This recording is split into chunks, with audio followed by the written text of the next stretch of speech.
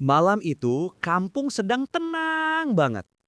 Tiba-tiba ada suara aneh dari rumah Udin Dindul. Gelas bergetar, ayam kabur, bahkan jendela ikut goyang. Semua warga keluar rumah, pada kaget. Astaga, ini suara ngorok apa gempa bumi? Seekor ayam nekat coba bangunin Udin Dindul, tapi malah terpental.